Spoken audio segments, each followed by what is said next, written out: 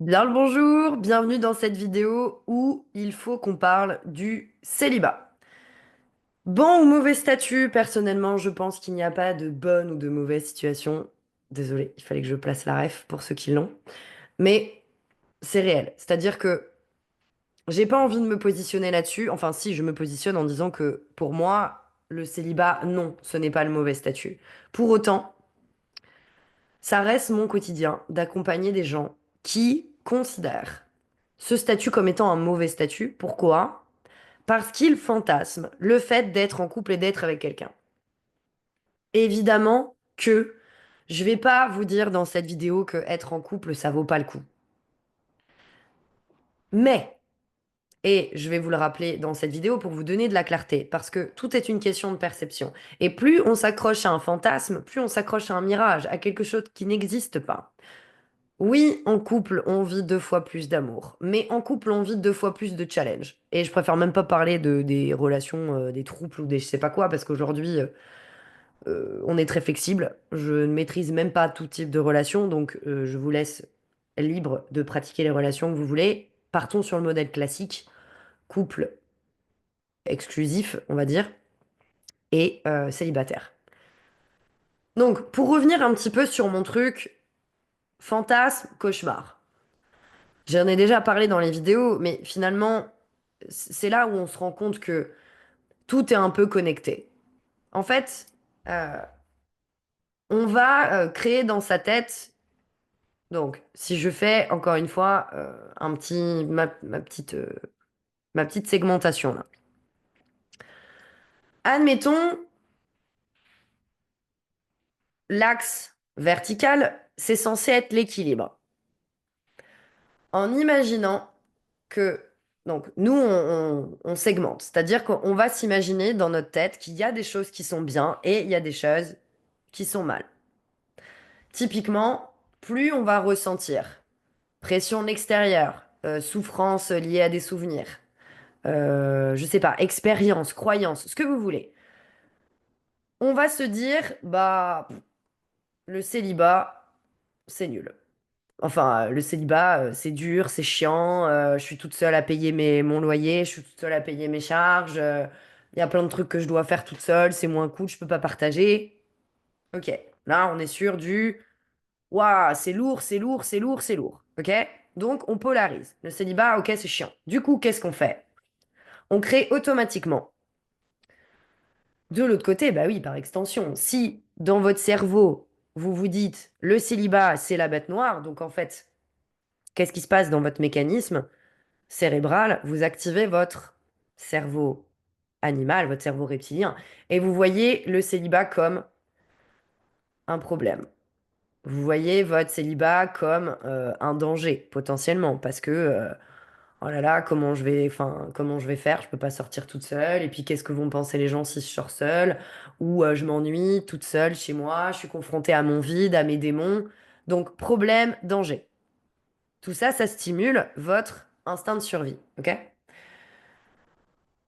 Donc, par extension, parce que je le rappelle, tout est toujours équilibré dans la nature. C'est pas moi qui le dis, c'est la physique quantique. Une charge négative se crée, une charge positive se crée autre part. Ce qui fait que dans votre tête, vous percevez que être en couple,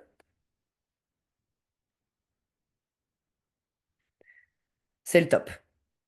Être en couple, c'est, comment on peut dire ça? Ouais, moi j'appelle ça fantasme.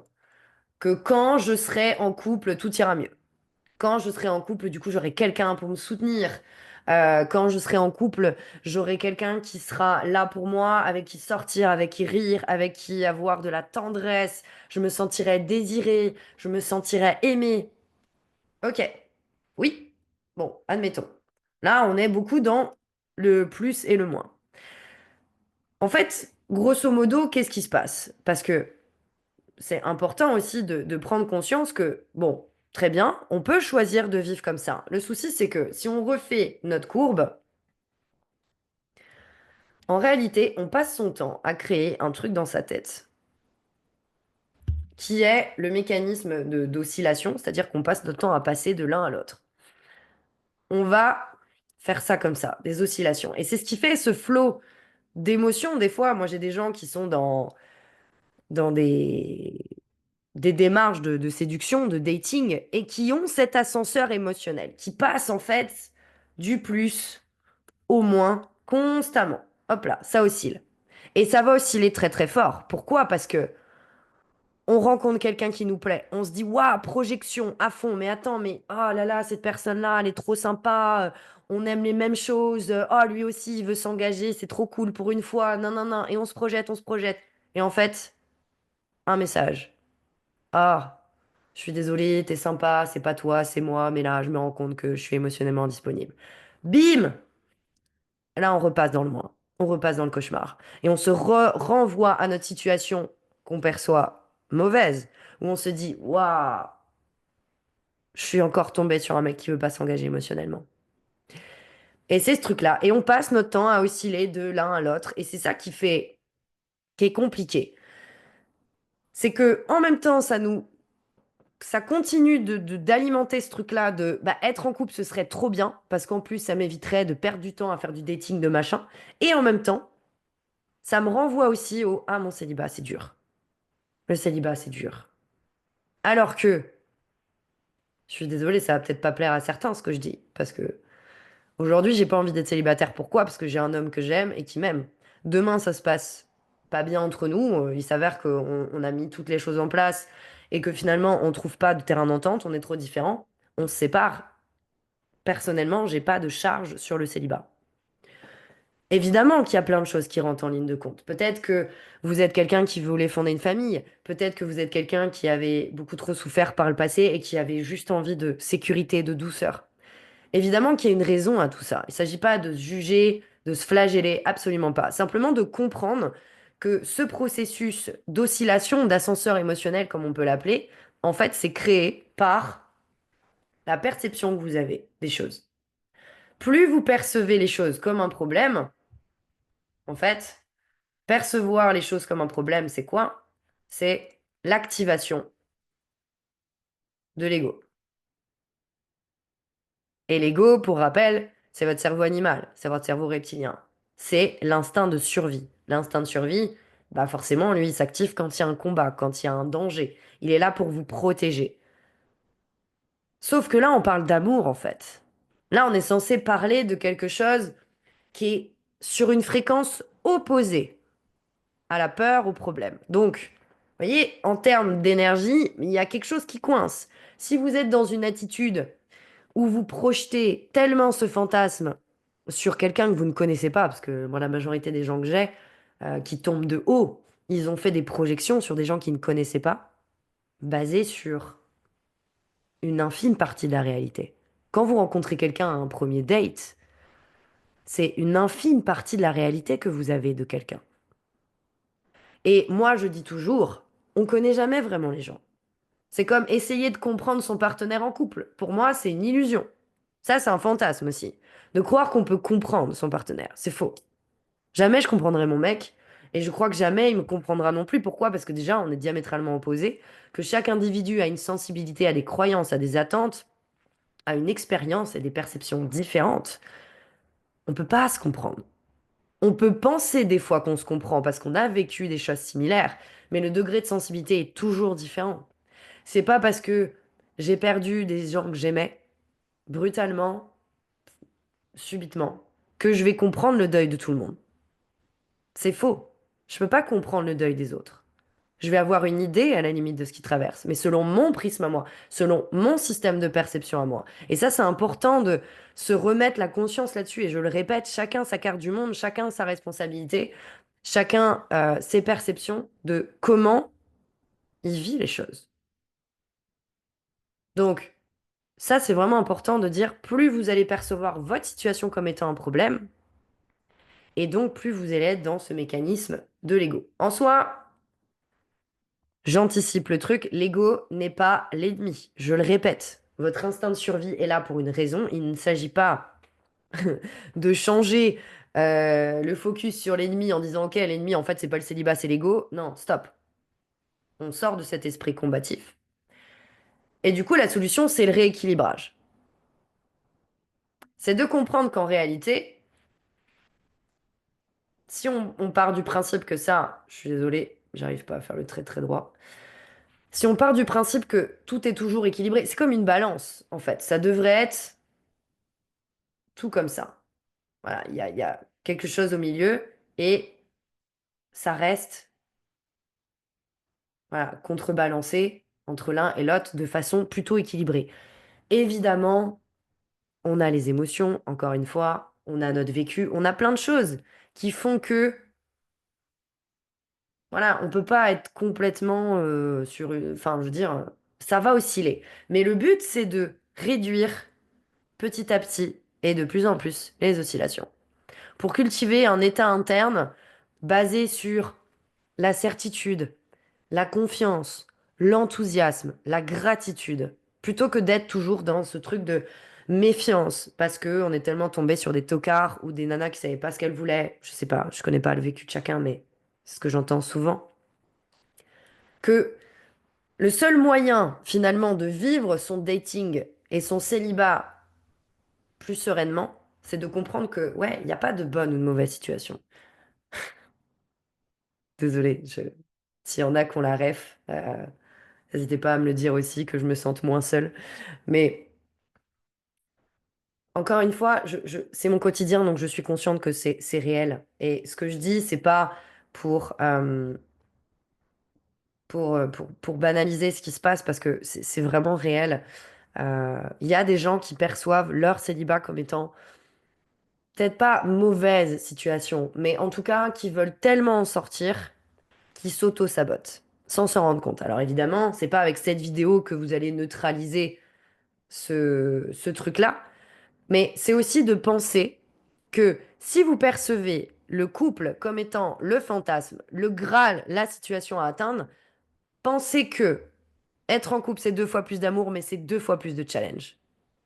Pourquoi? Parce que vous allez être confronté à vos démons, mais vous allez être confronté aussi aux démons de l'autre, par effet miroir. Partager l'intimité et le quotidien de quelqu'un, c'est pas uniquement des trucs cool. Parce que j'en profite pour passer un petit coup de gueule. Après tout, c'est ma vidéo, je fais ce que je veux. Je rends compte aussi, forcément, dans ce principe-là de le célibat, c'est la mauvaise situation, et du coup, on veut tous trop être en couple.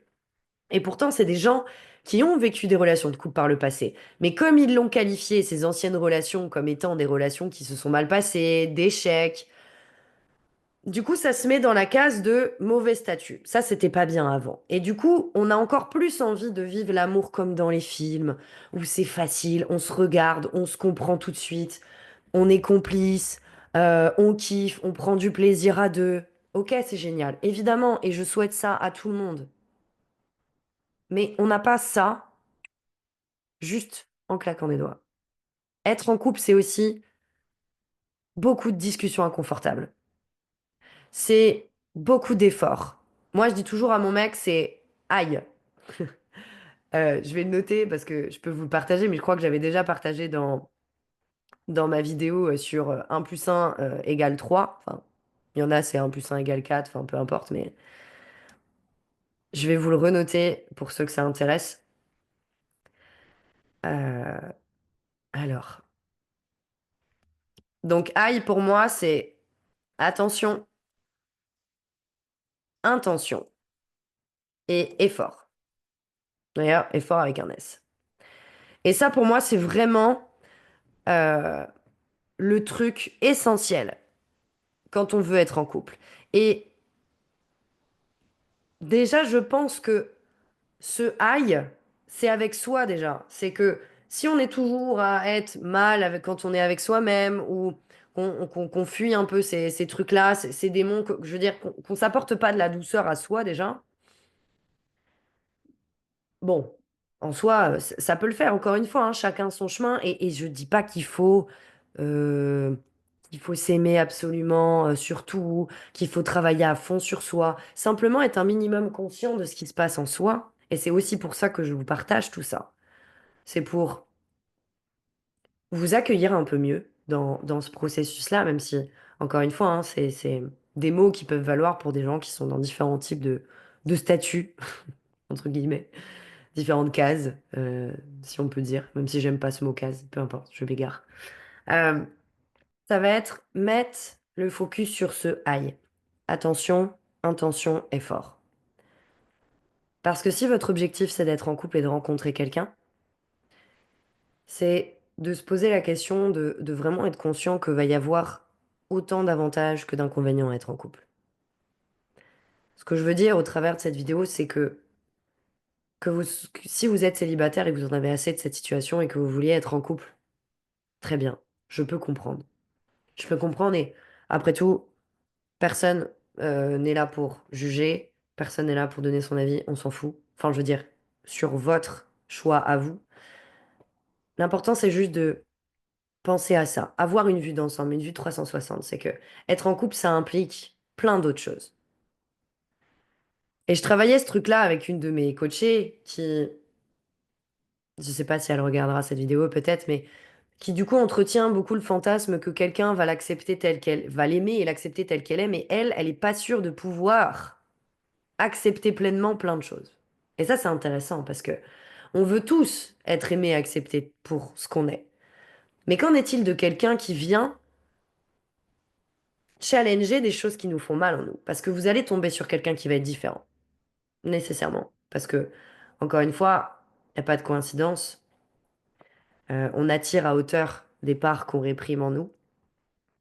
Donc, votre partenaire va vous challenger sur plein de choses, sur des désaccords, sur des façons d'être.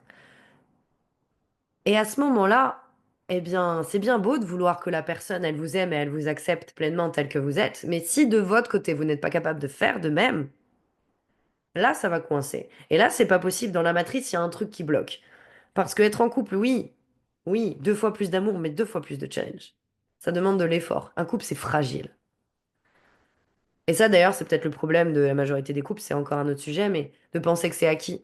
C'est une discussion que j'ai eue il n'y a pas si longtemps avec mon homme, c'est considérer que c'est fragile. Considérer que c'est pas acquis.